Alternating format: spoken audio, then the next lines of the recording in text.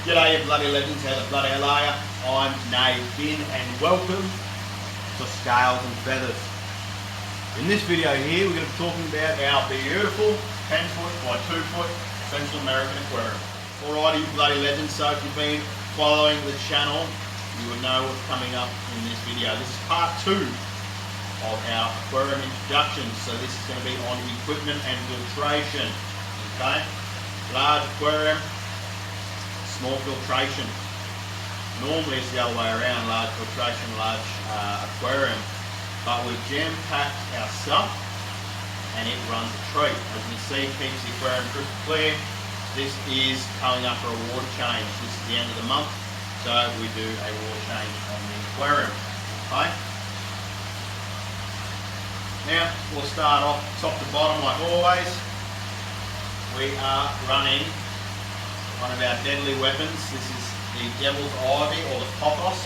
I love to have this on all my freshwater aquariums because it helps with phosphates and nitrates and it gives the aquarium some life. These Central American cichlids are omnivores, so they are going to eat any sort of plant life you have in the aquarium. Even getting the Pothos to hold up against these guys can be difficult because they will chew on the roots. Okay? Much as I'd love to have live plants in here, they tear them up, they eat them. Plastic ones in here, they tear them up, they eat them. Then you have plastic plant or fruit fish tank. Plus I do kind of like the non-planted scape of these guys, just to kind of mimic the Central American habitat. There is definitely some plant life in the Central American rivers and lakes where these guys come from, but it is knocked back by these guys, and it is kind of like more decaying kind of leaf matter as well. So we're going for a really heavy rock scape with a nice piece of wood. But we have the pothos on the top. This pothos is quite large and goes over the whole 10 foot of the aquarium. Okay? Roots are in the aquarium, once again taking out our phosphates and our nitrates. Lighting this bad boy up with once again the RGB tanning lights, making the cichlids look absolutely sexual. As you can see, beautiful coloration on the fish.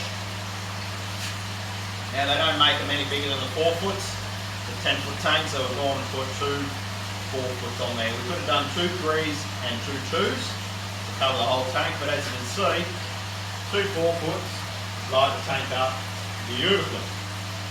Okay. Now that's pretty much it. This tank is actually running pretty lightly at the moment. And now we're going to start to talk about our filtration. Okay? So before we talk about the filtration, there's one more piece of equipment, or 2 more pieces of equipment that I'd like to put on the aquarium. One is going to be a battery backup air pump. So if we ever have power go out here, we will have automatic battery air going into the aquarium, just to prevent anything from dying. Okay, so that is something I'm going to be looking at getting in the near future.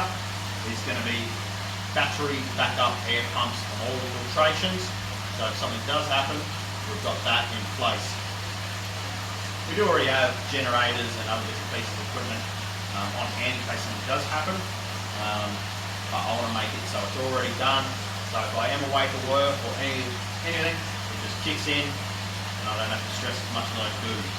So, battery backup air pump will be chucking on all of our aquariums. And then I would like to get a quad wave maker to sit on this rock. Okay? Now the purpose of that is we've got flow from our sump coming that way. 20,000 litres per hour flowing along the top. Now I would like to put a quad air pump down here, quad wave maker. So we've got a whole water pulse pushing down the end of the aquarium, and it will pick up a lot more of the debris on the bottom. Now it's hard for you guys to see, but we've got some debris under the rock and some waste there. It's an aquarium, it's been a month since the last water change, it's going to happen, but with that wave maker there, we're going to have a much, much cleaner aquarium. So we'll be looking at getting a wave maker for that, and then we'll have a massive pulse of water going all the way across the aquarium to our 2 drains.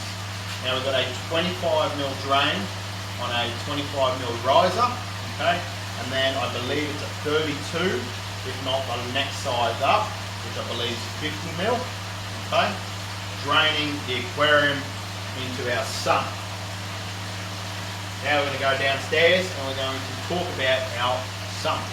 Like I said, it's DIY. God, I love some filthy DIY work, alright? So what we have here is a 3-foot aquarium, okay, which is 2 foot deep by 40 centimetres high. Now it is a very small tank. She's coming low, she doesn't need a top up, but believe it or not, when the power goes off, this sump holds the amount of water that's in there, okay? I think I can roughly have it about that high. The water volume can come up another couple inches and she will hold all that water in the tank, okay? Very simple filtration system, as you will find out very shortly, okay? And as you can see, once again, the aquarium is absolutely beautiful. Now what we've got here is I'm talking about both of them, but anyway, we've got one, I don't know what it's called, but it's just a plant tray. So when you go to Bunnings or like a nursery, they'll have these trays that they put plants on, and it's already got a grill in there. I don't know if you can see that, so you don't have to drill holes. So it's literally just a drip tray, but we haven't drilled the holes in there, okay? And then we got this layered sponge from Aquarium Central, which has got the coarse wool and the fine wool. Apparently it's an 8-stage wool, but I just call it a 3-stager. Got our 20,000 litres of water bucketing in here, and then in the tray we've got our bag of Purigen, okay, which is also helping keeping the water crystal clear. So we've got enough Purigen in here to treat 1,100 litres plus the sump plus an extra 25% of the water volume, okay? As you can see, it's getting a bit dirty, but it holds the aquarium beautifully. Now that there is dripping down into the sump, which we've got a basket ceramic noodles, then I think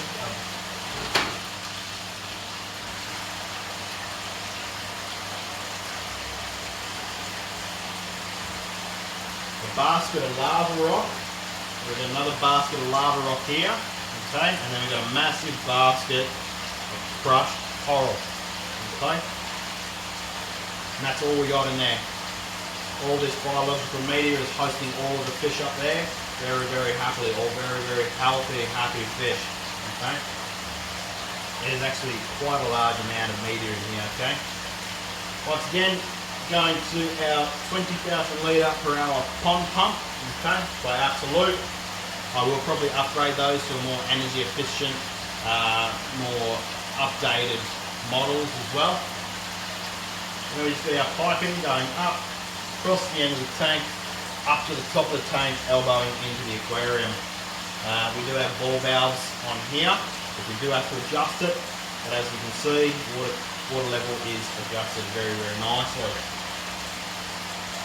Put that there in the middle. And that is all the equipment and filtration for our 10 by 2 foot Central American aquarium. Alrighty guys, thank you all for watching. Hope you've enjoyed the video. Don't forget to like, share and subscribe so you can see more of our videos. I'll see you on the next one. Take it easy, you dead set, bloody legends.